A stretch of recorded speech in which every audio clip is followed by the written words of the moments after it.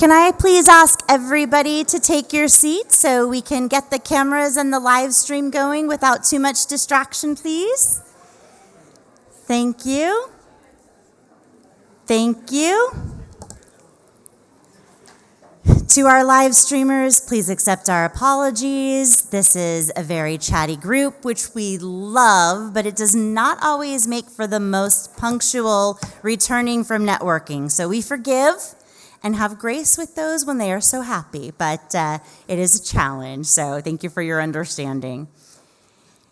Welcome back, everyone. Hopefully you had a wonderful lunch. Hopefully you had some great conversations, some good networking, and you are ready for an action-packed afternoon that will not disappoint as you head into prom mode. That's happening, so everybody should be excited. But now I would like to welcome to the stage Larry DeGaris. Larry is our CEREC Scholarship winner this year. That's a test that Jim McNamara and I introduced on the stage in Miami. It has come to fruition, and we have our very first CEREC Scholarship winner speaking with us now, talking about advancing sponsorship research and integrated measurement framework for marketing communications. So without further ado, Larry, please join us on the stage. Thank you so much.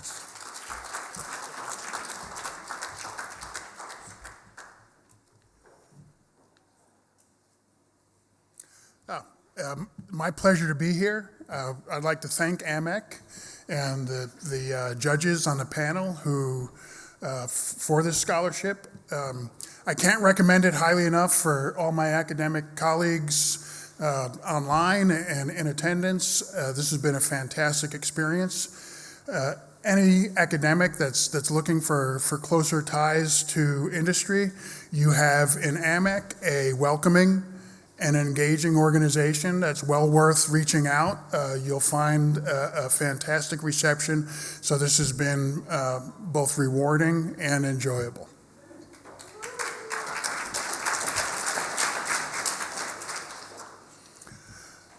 I'm the executive director of the Medill Spiegel Research Center at Northwestern University. Our mission is to conduct applied research in integrated marketing to improve integrated marketing communications practice. So this is the perfect spot for me to be. Real quick, the current state of sponsorship measurement, it's sad. Can I get it? Oh. Despite the billions of dollars spent on rights fees and the billions more spent on marketing communications connected to sponsorship, as a whole, the industry is still focused on measuring outputs, not outcomes. The most common measurement is sponsorship media values, which are ad equivalencies, but worse. And that is by far the most common measure. Other measures might include sponsorship awareness or the price of tickets as a way to value sponsorships. That's quite different from the objectives. From most sponsors' objectives, I'll say it boils down to brand or sales, to varying degrees. So a lot of sponsors are laser focused on sales outcomes. And other sponsors are focused on brand, but again, they focus on brand to the extent that it gets them to sales. There's a challenge with sponsorship. The sponsorship's not a channel. It's not a communication. It's a platform for communications. So many sponsorships include multiple communications options. Linked to the sponsorship. This is data from Saatchi. They had for 20 of their largest clients over a 5-year period. And you can see there's quite a bit of a distribution of both in the percentage of channels or tactics used by sponsors and a percent of budget allocated. This presents a huge measurement challenge. But I think also as an opportunity. Because we're at an inflection point and with the loss of third-party cookies, data deprecation has led to a decreased emphasis, increased skepticism towards multi-touch attribution, and more evaluation is turned towards marketing mix modeling. The problem with most marketing mix models is that they're not marketing mix. They're at best media mix, and at best and mostly paid media. So this is a challenge, but then an opportunity, because what we're finding with those models, the results, is that the elasticities are low, meaning paid media is a weak predictor of outcomes, of sales. It's also increasingly expensive. So this is now, I think, an opportunity to break down the disciplinary silos and also break down the measurement silos. This is, if we do, the challenge, if you're looking at only paid media, so owned channels, for example, are often missed entirely. And then the result is misattribution and severely misguided investment decisions. So where we're trying to get is to help the buyers understand what's working and where do I put my money. So this is what I'm going to talk about. Here's our three main takeaways for today. So I'm going to draw a path to hard business outcomes. I'm going to start with the inputs, the engagement, and talk about how engagement drives the activation effectiveness. I want to talk about authenticity and how authenticity trumps awareness. I was a late adopter. I was late to the authenticity, but I took a deep look at the data, and now I'm convinced that authenticity is what's driving the activation effectiveness. And then I want to talk about a favorite topic at Medill in the integrated marketing communications, and that is synergy across marketing communications and how that amplifies outcomes.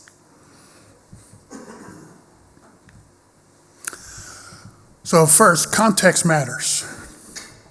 We saw this morning from that NCS study that had 2% of context contributes 2%. That might be true, the way things are currently structured. Because media buyers tend not to consider context, in particular when they're buying media associated with sponsorship. So as an example, sports punches above its weight with respect to ad revenue.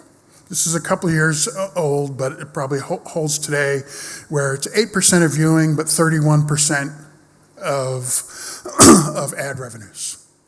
And why is that? Well, sure, one of the last places where you can get big audiences at one time live, right? That's true, but it's more than just the audiences. The sports audiences are more engaged, and that engagement translates to increased advertising effectiveness. So sports fans like advertising more.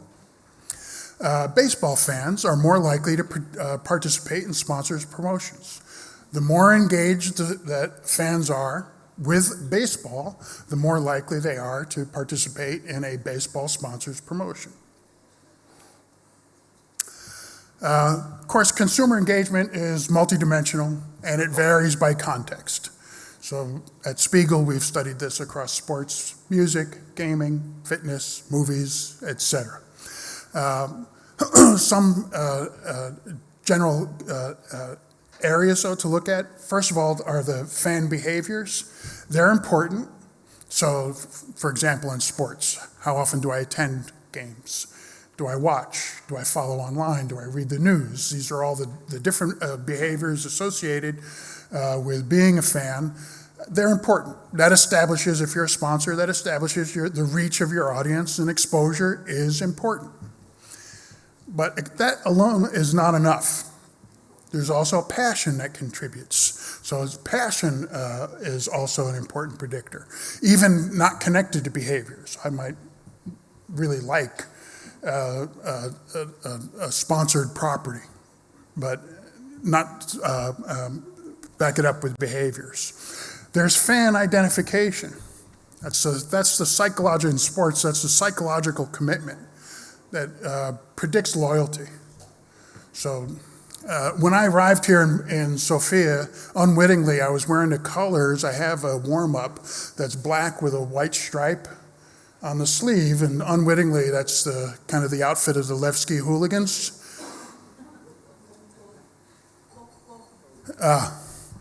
So they thought maybe I was old firm, but in the shape I'm in, it's more likely infirm. And this is a sense of identification. If you're looking for attachment to a local region, go to the supporters stand of your football stadium.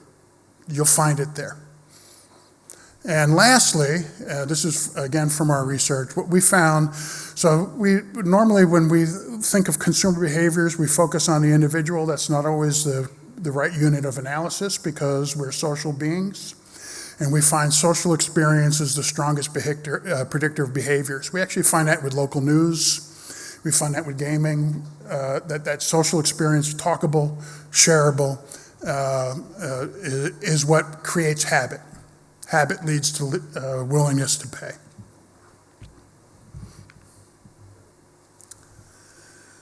So I mentioned effectiveness, so reach and exposure are important, and that's typically the focus of most sponsorship measurement, and that's usually where it ends.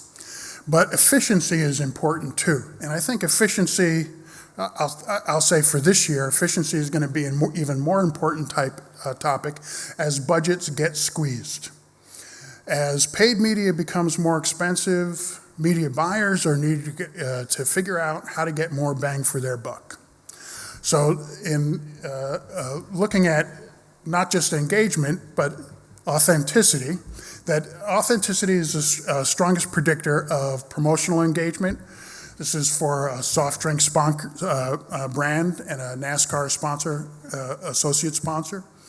It was a strongest predictor of advertising engagement for a big box retailer and a primary NASCAR sponsor is auto racing. And interestingly, that when we look at these things together, which is again why it doesn't make sense to look only at exposure because the media consumption is a weak predictor comparatively. It's not significant. Fan identification, that emotional attachment, not a strong predictor. Sponsorship awareness, and this is where I think a lot of the measurement methods that use awareness, sometimes they'll get results. But what I'm finding is that those results are because it's related to authenticity. And that authenticity is what's driving, and again, this is not brand authenticity. This is authenticity with the sponsorship. So this is authenticity of the communication, authenticity of the partnership, not from the brand. And this also doesn't need to be some type of cause-related authentic. So one of the thing all the studies that I've done, one of the only universals you'll find is that if you ask people about a sponsorship, like the objective of sponsorship, they'll say it's sponsors trying to advertise their product. They use the term advertise. So there's a recognition of it, but there's still the authenticity is the driver. Authenticity fully mediates the effects of sponsorship awareness on sponsorship-linked advertising. So I did a copy test for an ad.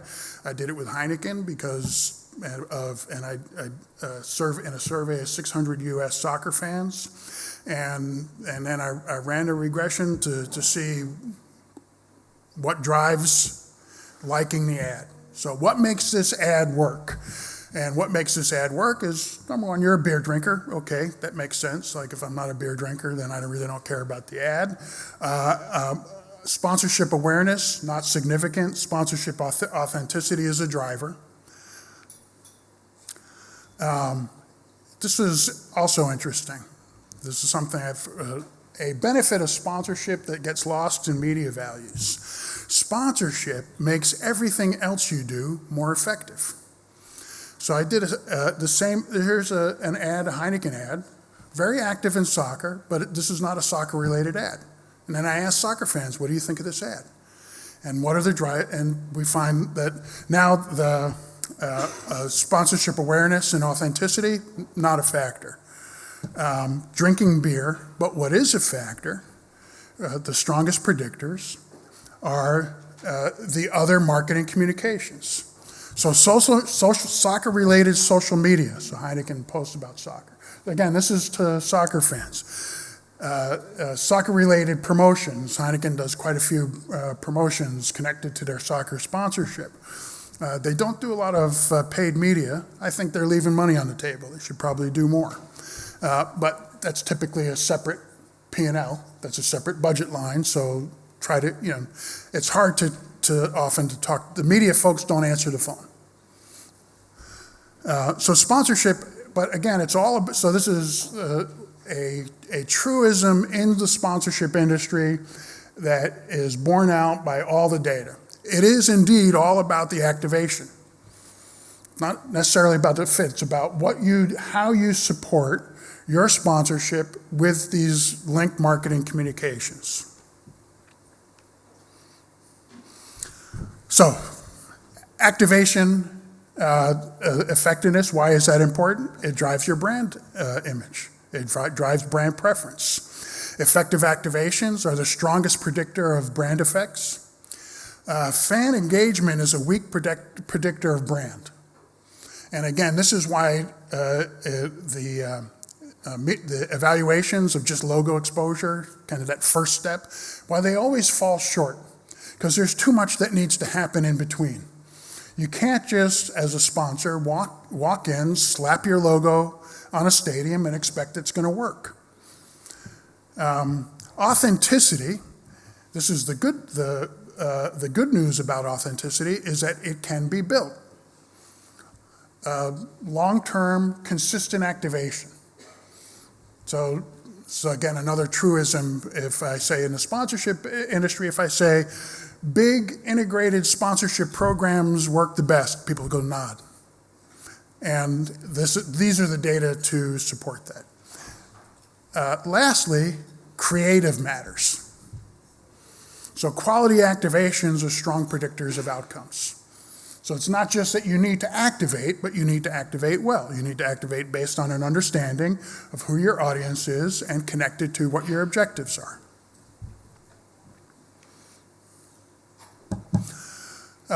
The question about brand and sales, and I think there's more work and more attention being paid to this. Marketing Accountability Standards Board a few years ago did a survey of CMOs asking if they have a methodology for calculating the financial value of brands. And 74% said no. It's a small sample, so they went to the 26% and contacted them directly to say, okay, so what are you doing specifically to calculate the financial value of brands? And it turned out none of them were. So the actual results were 76% no, 26% lying about having one. So there's still a question. This is research I've done. Brand fully mediates the effects of marketing communications. So this is the journey to outcomes. Is you're starting with the fan engagement. You're activating. You do quality activations. Your audience gets engaged with your activations. That enhances your brand. That leads to the sales.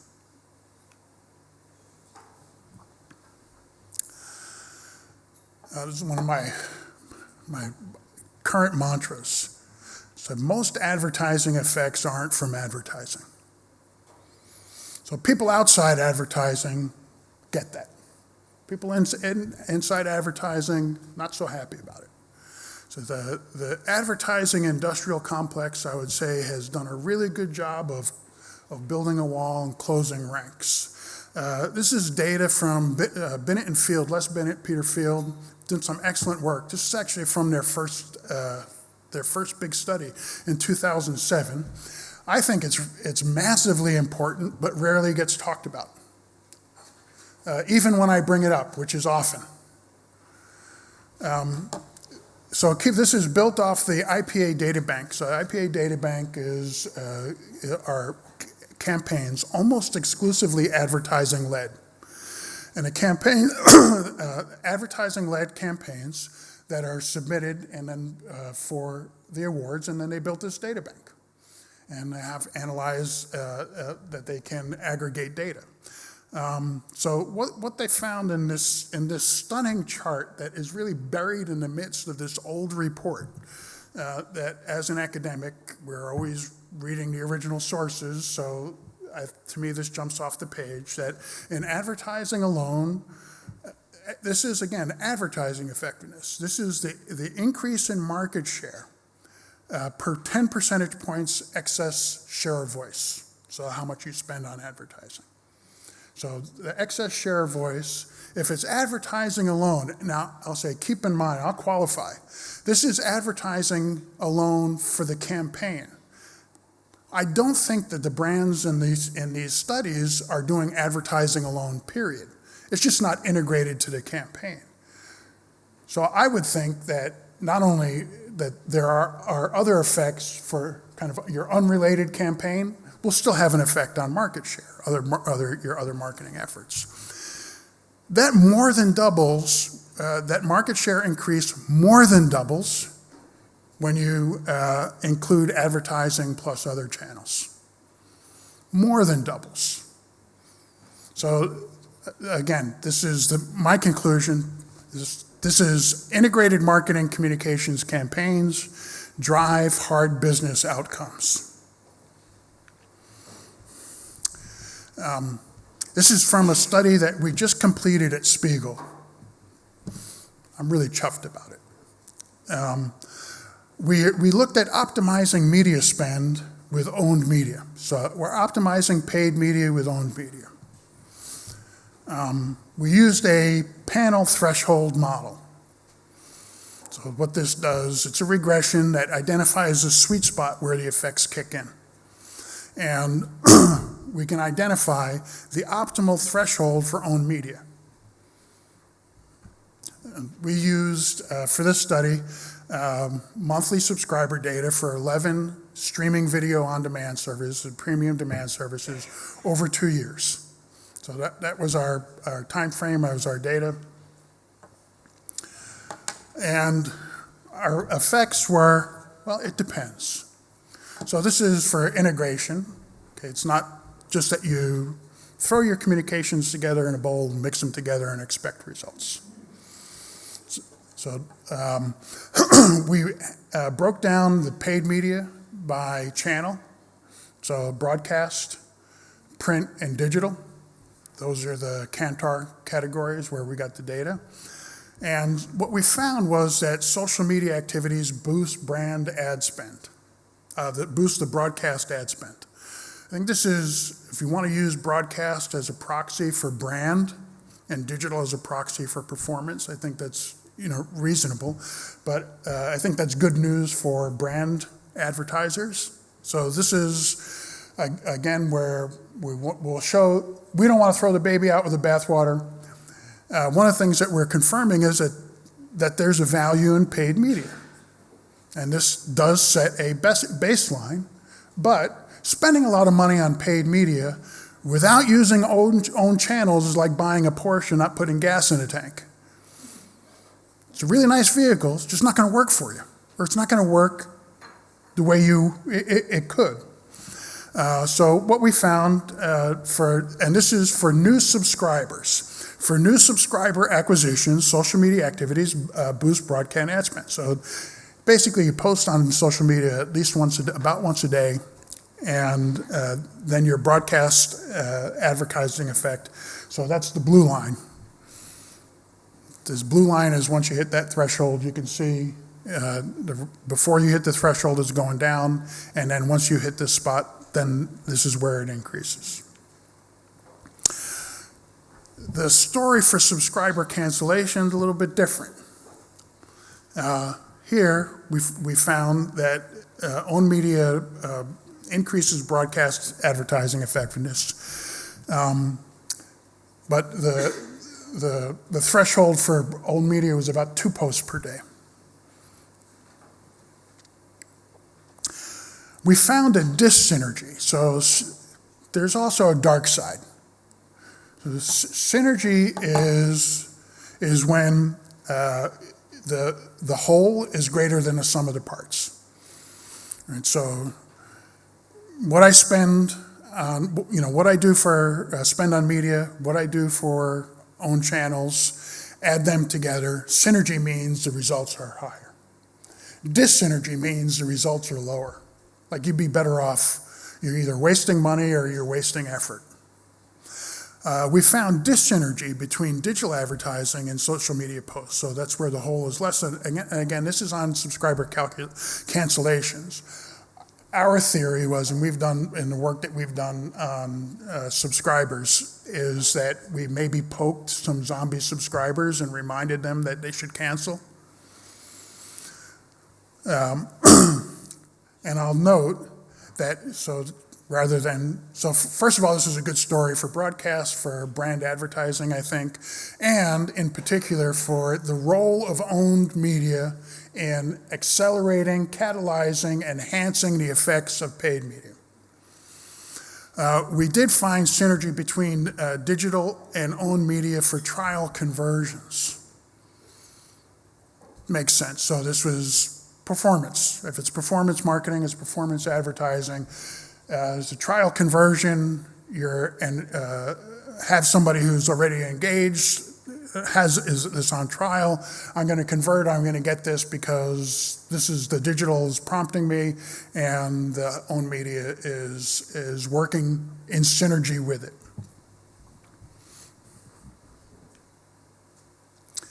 What's next? For sponsorship, number one, my hope is we can finally move past media equivalencies. I think we need more activation studies, more studies across activation planks. This could be really very simple, as copy testing across different options. I think the big opportunity, and this is not just for sponsorship, but for marketing communications other than advertising more largely, is include more media and marketing communications options in your marketing mix models. The data already exists. It's just a question of putting it together and putting it in the model. I think there's going to take some political will because there's going to be winners and losers. Things are going to work better, but it certainly, I think, will help guide better investment decisions and give a better idea of of attribution. And the last thing that I'll mention is field experiments. So I talked a lot about. Did more in the paper. Anybody wants to read the full paper, I'm happy to provide it. But the field experimental design is the gold standard in attribution. Difficult, if not impossible, to do with earned media because you can't control it. But to the extent that we can, certainly in sponsorship, social media promotions are a very common tactic. That's really easy to set up experiments with them. And I think we could also do more with hospitality. Thank you. Thank you so much. That's a lot to think about. Obviously, nailed it with the research, with all of the different models and everything. So thank you so much for sharing that. We're going to, because of some late lunch returners, you know who you are. We're going to go ahead and skip the questions for now, but Larry is around for the next day and a half, and so he's very generous about sharing some of those studies, sharing the full study that they have. So I would encourage all of you to connect with him on LinkedIn and reach out and make sure that you're able to dig into that. And I'm pretty confident we can talk him into maybe a longer webinar a little bit later in the year to go through some of the updated data and see how that's correlating at the time. I feel confident about those negotiation skills. So again, Larry, for that was really a wonderful presentation. Another round of applause, please.